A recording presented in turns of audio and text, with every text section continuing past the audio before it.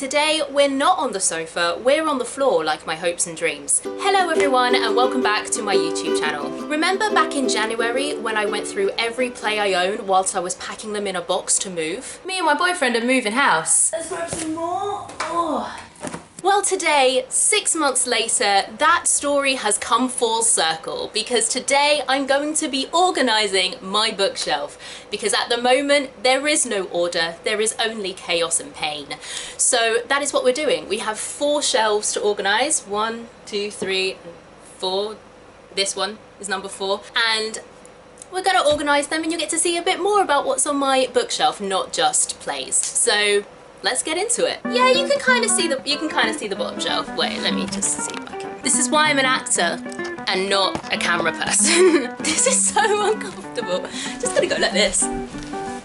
Hi guys, how's it going? Oh wait, I can make this taller. Yeah, there we go. Now I can actually sit. My head's kind of at the top of the frame. Doesn't matter. So we're gonna start with the bottom shelf. So this is where I want all my music to go. Let's move these out the way. We'll cross the random folders when we come to it. I'm really bad at organisation. You're going to realise this throughout this video. These are my headshots, so let's put those to the side. Oh, and let's see, bring these ones down.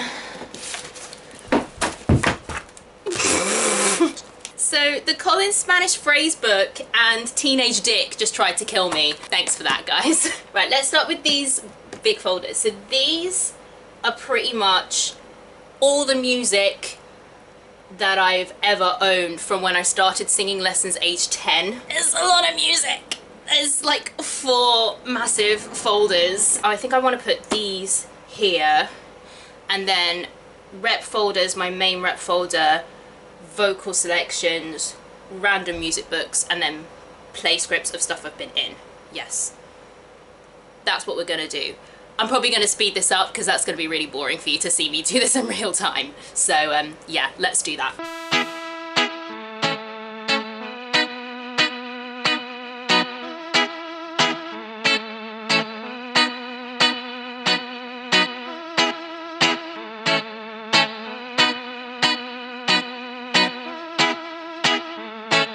I am changing.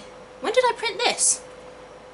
I'm gonna think that through later. I should probably explain what's happening here. This is my main rep folder. So this has roughly 15 to 20 songs and these are my go-to. So if I ever get an audition at the last minute, these are the things that with an hour's rehearsal, if any, I could do them. There's also all the sheet music that I found because I'm very bad at organisation that needs to go back in folders. So, I mean, if there's a gap in pop, oh, so this was my original, I was looking for this. I have 2 copies of I'd Rather Go Blind now, so that's fine. We can just have multiple copies.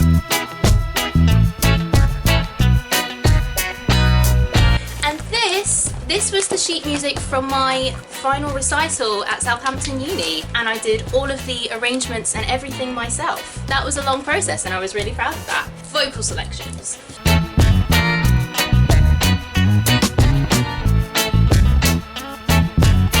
The back eye. I needed this earlier. So this is like Italian vocal exercises, but it's for for practicing different things. So like lesson 1 is the scale, so it's a song that is scalic, and then lesson 2 is skips of thirds, skips of fourths, skips of fifths. Yeah, I needed this when I was getting my voice back on track over the last few months, but now I have it, so yeah, would recommend.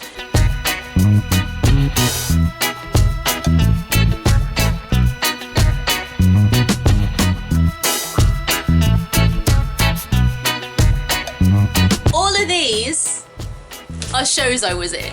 They're the scripts of shows I was in that I'm loath to part with, even though I probably should. I don't want to. I think I'm gonna go to Ryman's and get those plastic slidey things just to make them smaller, because in folders they do take up a lot of space. But let's just tell you what I've got. So we've got Romeo and Juliet, Into the Woods, whole of Into the Woods here. Got The Nutcracker, which was a Christmas show I was in, which I loved. Separate Ways, Sparrows Can't Sing, that was a workshop production I did with Josh. Brexit the Musical, Edinburgh Fringe. Billy Bow, I did this at Southampton actually. One of my music professors is also a musical theatre composer. Lady of Jazz, so I did this in the autumn, one woman show. Was really, really fun. Was very, very sick during it, which is fun when it's a one woman show. Oh, I was going to do a video about that, about what to do when you're sick.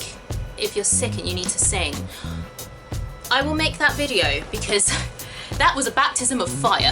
And then we've got The Rally and Robinson Crusoe, which was the first pantomime I was ever in at Greenwich Theatre. All of the jobs that I've had have been like fun. There's always been like a fun element. I've never had a job where I've been like, I've absolutely hated this. Which is good. Things that I need to get rid of. My clarinet books, I think I'll probably eBay these. Clarinet's dead, let it go, let the past die.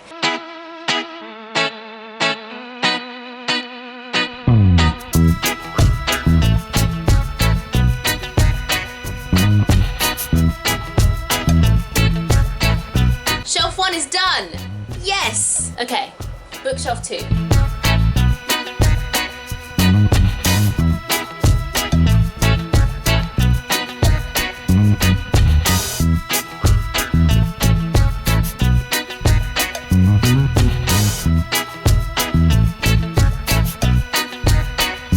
Let's go theatre reference, theatre plays, and then go up to like general reference and general, no, and then general books and then general reference. I think, yeah, that's what we're doing. I think let's just clear this shelf. I don't think I'm gonna worry about putting things in order just yet, in terms of like alphabetical order by author or anything like that. I think I'm just going to put things where I want them to be and I can alphabetize later.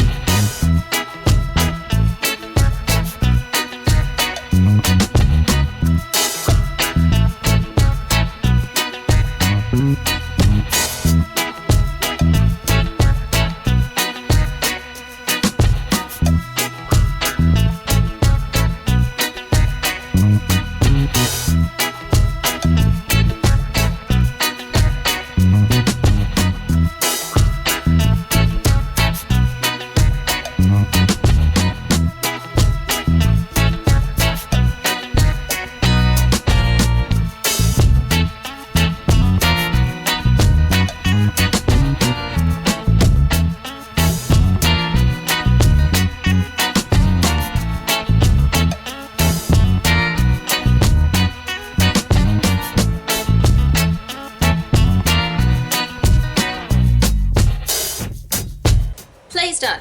Other books. Let's start with poetry, because poetry is going to be easy because I don't have as many poetry books. See, I don't know where to put Neruda because I want a separate section for Spanish, and this is a dual translation, so you've got Spanish on one side and English on the other side, but it's poetry, so it's like, do I put it with Spanish or do I put it with poetry? I'll put it with poetry.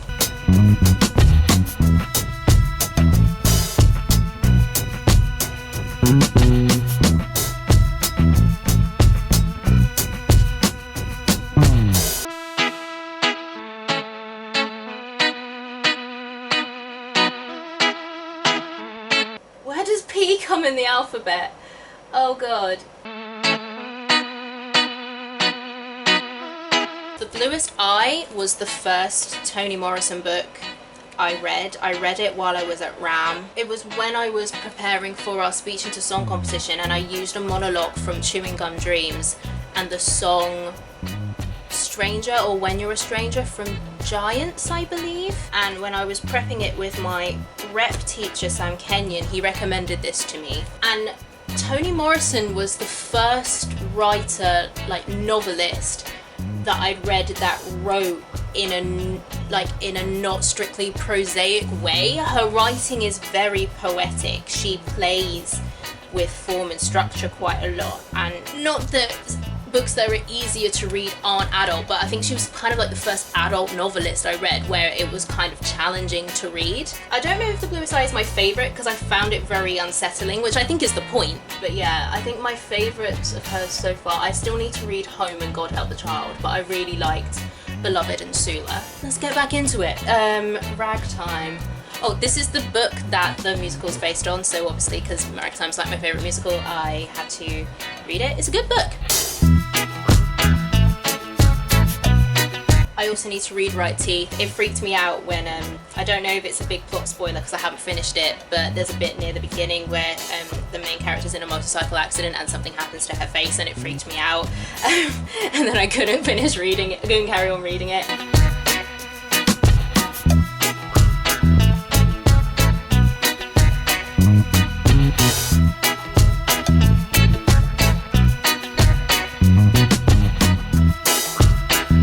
Found my Equity 2020 diary. That was a waste of printer ink. God, it's depressing. Right, let's move this up. Final shelf. It is so warm.